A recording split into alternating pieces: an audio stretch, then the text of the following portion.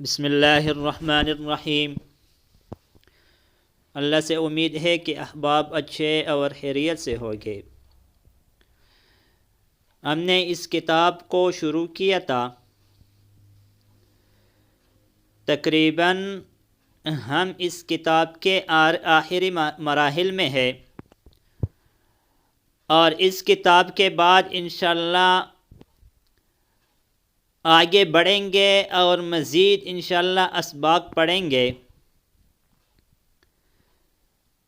جو daily routine کے حوالے سے ہے اس کے بارے میں اسباق پڑھیں گے۔ ڈیلی روٹین کے لیے جملے کس طرح استعمال ہوتے ہیں اور کس طرح عربی میں کہا جاتا ہے۔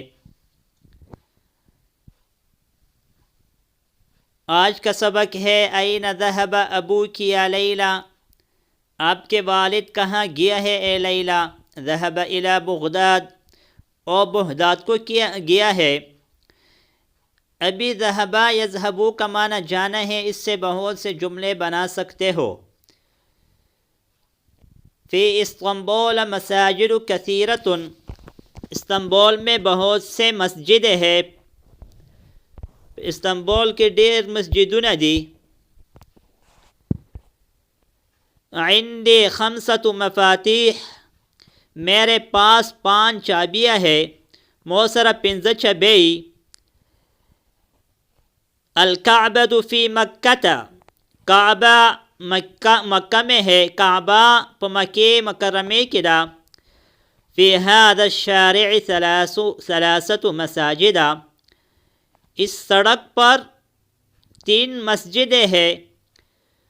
اصل فی کا معنی ہے میں، لیکن یہاں پر کا معنی کرتے ہیں۔ پدی سڑک بنے 3 مسجدوں نہیں۔